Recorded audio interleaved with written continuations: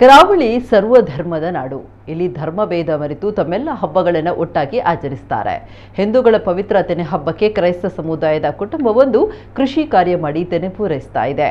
ಬರೋಬ್ಬರಿ 16 ವರ್ಷಗಳಿಂದ ಈ ಕಾಯಕವನ್ನು ಅವರು ಪೂಜ್ಯ ಭಾವನೆಯಿಂದ ಮಾಡಿಕೊಂಡು ಬಂದಿದ್ದಾರೆ.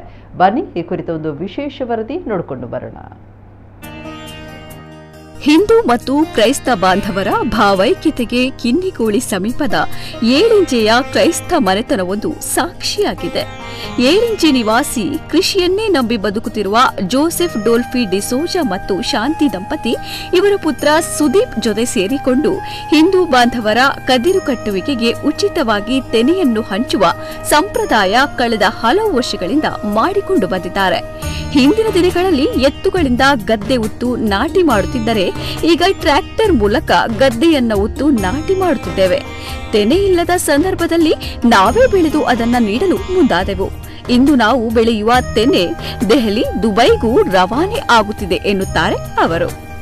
ಎಂಕಲು ಸಾಧಾರಣ ಸುಮಾರು ವರ್ಷ నుంచి ಕೊರಲು ಮಲ್ತಲ್ಲ ಬೊಕ್ಕ ದೇವಸ್ಥಾನಕ್ಕೂ ಇಗಜ್ಜಿಕ್ ಬೊಕ್ಕ ಜನಕ್ಲೆಗ್ ಪೂರಾ ಪಟೊಂದುಲ್ಲ ಅಂಚಾದ ನನ್ನ ಎದುರುಕ್ಲ ಇಂಚೆನೆ ಉಪ್ಪಾಡು ನನ್ನ ಎದುರಿಗೆ ಇಂಚೆನೆ ಇತ್ತದು ದೇವರು ಕೈಕಾಸು ಸುಖ ಕೊಡೋದು ಸಾಧಾರಣ ಒಂಜಿ 14 ವರ್ಷ ಒಂಜಿ ಮಲ್ತಲ್ಲ ಸರಿಸುಮಾರು ಯಾನ್ ಎಲ್ಲ ಒಂಜಿ 10 ವರ್ಷದ ಬಾಲ ಇಪ್ಪುನಾಗ ಎಂಕ ಚರ್ಚ್ದ ಗುರುಕುಲು ಆ ಟೈಮ್ ಒಂಜಿ ಕೊರಲ್ ತಿಕ್ಕೊಂದಿತ್ತುಜಿ ಎಂಕಲು ಮುದ್ರಂಗಡಿ ಕೊರಲ್ ಕಣೊಂದಿತ್ತ ಅಂಚ ಕಾಸು ಕೊತ್ತ ಮರ ಪಣೊಂದಿತ್ತಿರ ಅಪಾಗ ಒಂಜಿ ಟೈಮ್ ಗುರುಕುಲು ಅನೌನ್ಸ್ಮೆಂಟ್ ಇಂಚ ಚರ್ಚ್ ಕೊರಲ್ದ ಬರ್ಬ ಅನೌನ್ಸ್ಮೆಂಟ್ ಮಲ್ಪುನಾಗ ಕೊರಲ್ ತಿಕ್ಕುಜ್ಜಿ ಅಂದು ವಿಷಯ ಬರ್ತದೆ. ನಾವು ಏನು ಅಪಾಗ ಒಂಜಿ ಮಂಡೆ ಒಂಚೂರು ಉಂದಾಂಡು ಅಂಚೆ ಏನು ಅಪಾಗ ಕೊರಲ್ ಕೊರ್ರೆ ಮಲ್ಪುಗ ಇಂಕುಲು ಒಂಜಿ ಇನಿಷಿಯೇಟ್ ತೊಂದು ಅಪಾಗ ಎಲ್ಲ ಬಾಲ್ ಇಪ್ಪುನಾಗ ಪ್ಲಾನ್ ಮಲ್ತಿನಕ್ಕೆ ಅಜ್ಜರ್ಲ ಅಮ್ಮೆರ್ಲ ಇಂಕ ಸಾತ್ ಕೊರ್ದಿತ್ತಾರೆ ಆ ಟೈಮ್ ಅಂಚೆ ಶುರು ಮಲ್ತೀನಿ ಇಂಕುಲು ಬೊಕ ಯಾನ್ ಅಪಾಗ ಜಾಸ್ತಿ ಅದು ಕೊಟ್ಟು ಬೇಕಾದ್ರೆ ಬೇಲೆ ಮಲ್ತಿತ್ತು ಅಂಚೆ ಇಂಟ್ರೆಸ್ಟ್ ಜಾಸ್ತಿ ಇತ್ತುಂಡು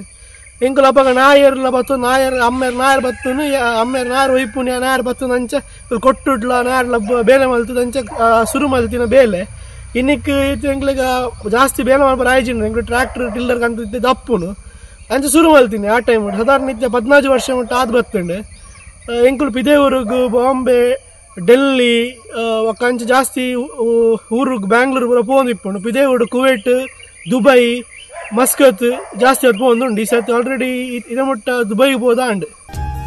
ಈ ಕುಟುಂಬ ಸುಮಾರು 5 ಎಕರೆ ಕೃಷಿ ಭೂಮಿಯನ್ನ ಹೊಂದಿದೆ.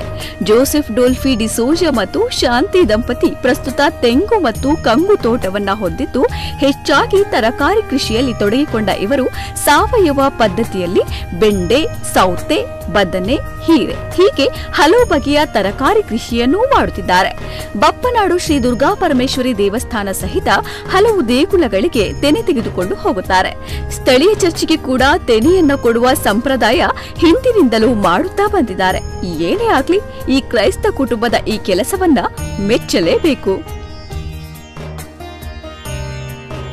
ನಿಶಾಂತ್ ಕಿಲೆಂಚೂರು, ನಮ್ಮ ಕುಡ್ಲ 24/7 ಕಿನ್ನಿಗೋಳಿ.